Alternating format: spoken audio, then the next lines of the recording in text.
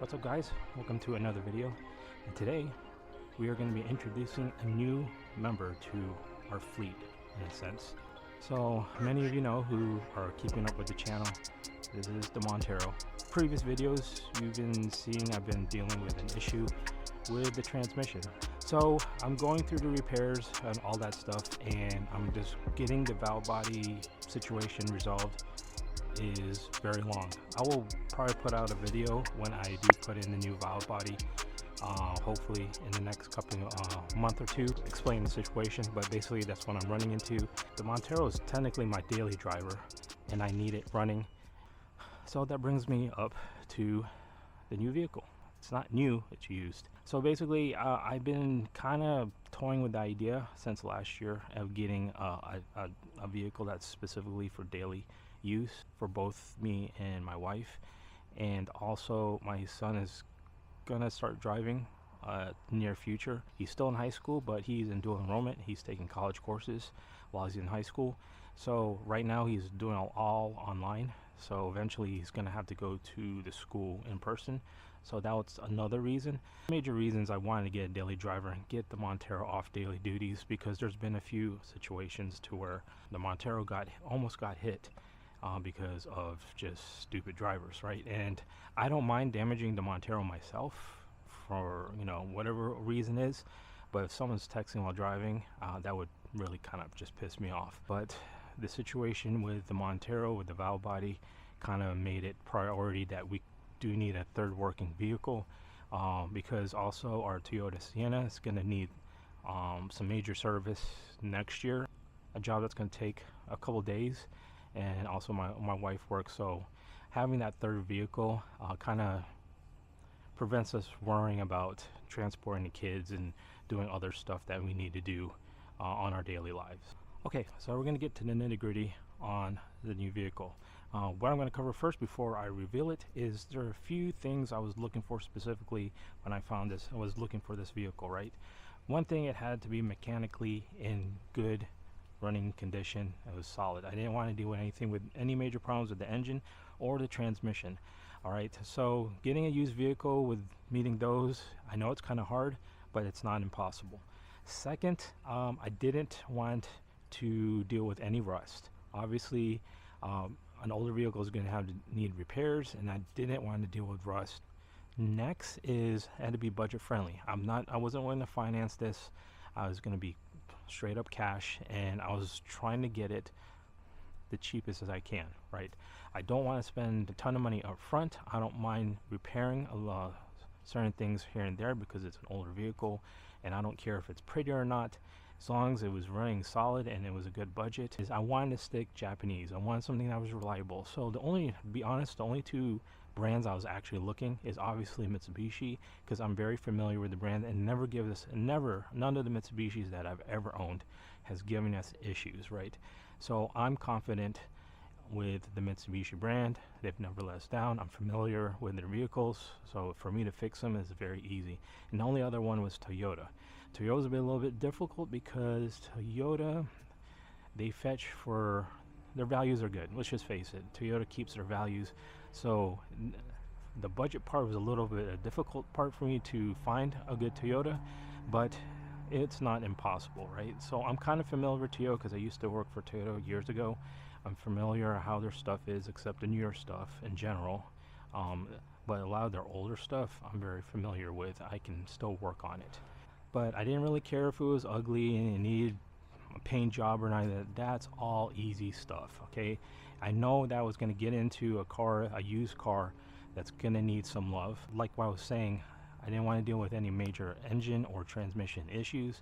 If it came down to suspension, little nits and bits and stuff, the interior I know is going to have issues. I didn't mind because those are easy fixes, easy remedies. This car is not going to be a lifer. It's going to have a certain purpose as a daily driver, as a third running vehicle in the household. Having one vehicle down is very hard, and I don't necessarily want to take PTO hours just to work on cars. Through some friends, word from a coworker, actually a couple coworkers, they show me a few cars. There's some cars I found. I looked at a few during my hunt. A lot of them weren't nice. Coworker hooked me up. He knew I was in the Mitsubishis, and he has a side hustle as a dealer. He found out that I was looking for a car, so he reached out to me. We talked, and I told him everything I told you guys, what I was looking for, and he says I might be able to help you out.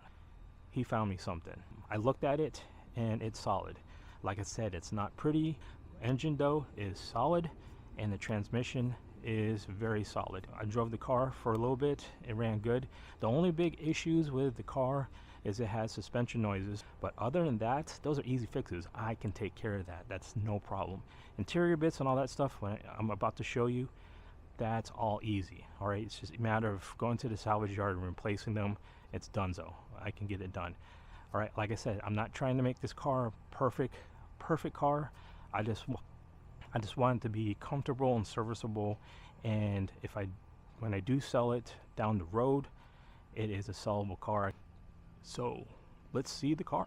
All right, you know that we love Mitsubishis, Montero, and all that good stuff. Well, the new car is another Mitsubishi. This is a 2004 Mitsubishi Outlander. It has the convenience package. Apparently, what signifies it is the roof rails. Basically, what you get is like an upgraded stereo and keyless entry. It didn't come with a keyless remote, so that's something I have to figure out. But here it is.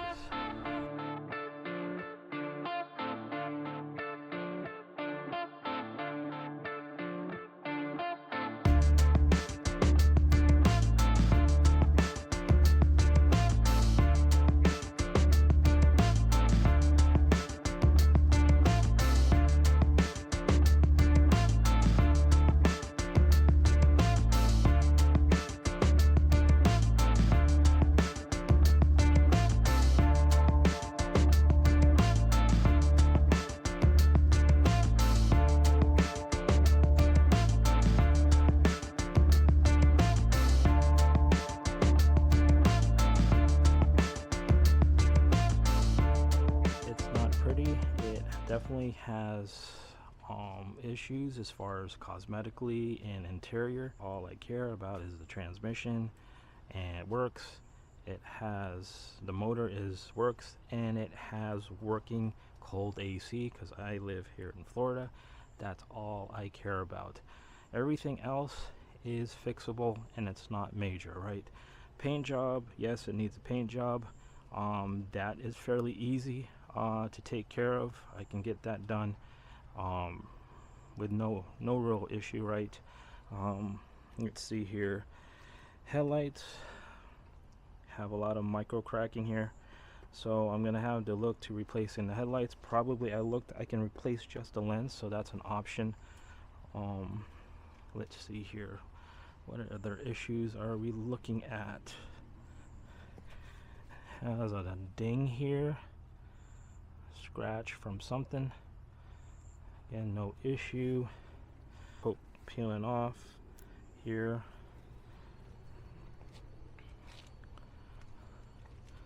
The tailgate needs new hood struts because this thing does not. They've given up. So I got that ordered. It needs new hood struts to lift up the lift gate. Fuel door needs a spring because when I pull the fuel door mechanism to open this up, it doesn't, so the spring's missing. I need that. But exterior wise, really, it's really in good condition other than the paint, which I understand. It's an old car, it's been in Florida, and for its age, it's not gonna be perfect. That's what's going on in the exterior. You're gonna need a new window regulator, and it does this funny thing. Watch. Yeah. Window comes down. Window regulator is messed up. This is messed up. It needs a new glove box latch. So that's stuck open. It's broken here. Not a big deal. HVAC controls are messed up. It's gonna need new knobs. It works. This doesn't go all the way down for some reason, so I think the HVAC assembly unit here, there's something messed up here, and plus that knob stud here has been broken off, so I can't even even if I get new ones, I can't connect. So I got to get a new one here, but all this other stuff works. Still has the original factory radio. The analog clock here doesn't work, so I might get another one just to have it working. That doesn't work. Shifter little cover thing's gone, it's missing.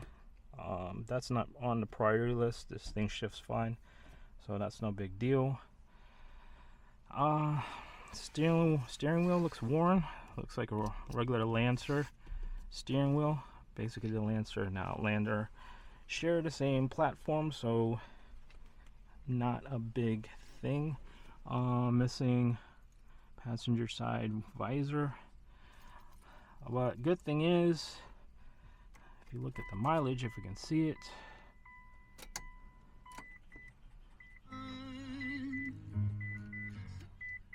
don't know if you see the mileage here, it's 162. So this thing only has 162,000 miles. So that's cool. Weird thing with the dash thing, I think the cluster's bad after doing some research. Indicator lights outside work fine. When you go left, you signal right, does all that good stuff. But when you signal either right or left, it does it intermittently. Both these lights blink like the hazards are on. So I noticed it yesterday when I was driving it. I actually noticed it on the way home. It was working normally when I first drove it home and test driving it. Then at some point it started to do that. So apparently there's a weird solder issue with the gauge cluster. So I might even switch to gauge cluster for like the white face ones, because I can't leave things alone. And plus there's some weird stuff going on with the cluster that it doesn't look pretty. But anyways, there's a bunch of stains on this. It is dirty. The seats are stained. I actually cleaned this. It was a lot worse previously. I actually cleaned this, all the plastics, because it was kind of disgusting touching it. So I cleaned a lot of it. I disinfected it. I am going to do a deep cleaning on these seats, but I think I'm going to probably beginning of the year do like an official, like hire a detailer to actually clean the crap out of this car. Let's see the back here. Here's the back. The carpet is worn. You think that's dirt, but it's probably dirt, but it's pretty worn. So seats are, if I can get new seats too, I might, but I'm gonna try to deep clean it. But yeah, there's stains on the seats. No biggie, that can be cleaned. Cargo area, it's missing the cover there, so I'm going to grab that. Other than that, it's good.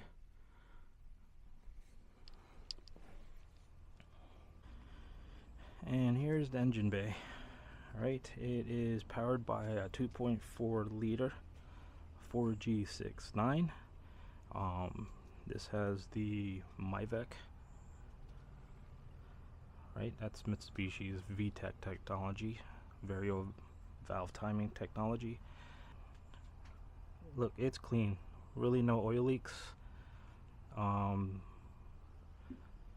guy said that they did the timing belt and stuff 8 months ago. I verified it. I opened up the cover, looks good, so I believe him. Like I said, it runs good, no weird noises. This insulator just needs clips, or I might just rip it off, but I'm going to try to get some clips. It's missing, that's why it's dragging. It needs a new reservoir cap, but coolant's good. Has a newer-ish radiator. He did tell me that, so I'm not worried about that. new battery. So yeah, I'm very comfortable working with this motor. The 4G69 is basically in the same family as the 4G series motors, 4G63, 4G64, all of them. So the only difference is the head as MyVac. Apparently these are very reliable, so that's a good thing. But yeah, that's the motor. So yeah, there we go. That is the new member of our I guess family, our fleet of vehicles here, and I'm pretty happy with it. The good thing about this vehicle, it's especially I daily drive the Montero.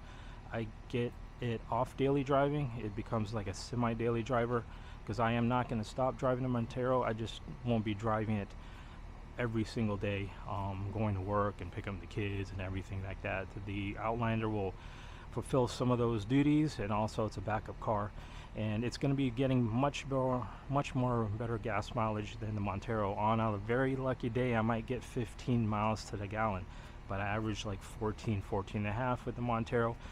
The Outlander should be giving me, it's saying it gets like 20 city and 27 highway. Not spectacular miles per gallon in today's standards, but back then it was pretty good. I'll take it. It's not a big deal to me. As long as I'm getting 20 up, I'm good. I don't drive far for work necessarily, so it's not a big deal. All I care, like I said, it was engine running good, transmission smooth, and it has AC. All that other stuff I can fix. So that's the really good thing about having the Outlander as our third vehicle. And I'm going to be doing repairs, so you're going to see some videos on the channel and very soon as I tackle some of the repairs. It is an older vehicle, so I'm deciding to make specific videos on replacing certain things, or just doing somewhat of a, it's not technically a build, but like build videos as I make progress. I know it's an older vehicle, and I know Outlanders are not sought after, especially the first gens or Outlanders in general. I don't think there's a huge following for it, so I don't know if I'm going to make specific videos, but I'm going to make videos as I get it back to a nice daily driver. Right now it's a daily driver. I'm trying to get it to a really nice daily driver. Anyone that's looking for information how to fix certain things on this first gen Outlander from 03 to 06 might help them out if they decide to check it out and follow the channel and see what I do with the Outlander. The first video is probably going to be replacing the strut tower hats and show you the issue I was having with that, so stay tuned for that. But yeah, there you go. That's our 04 Outlander, so expect to see more videos of it, guys. All right, see you then. Next video. Stay safe.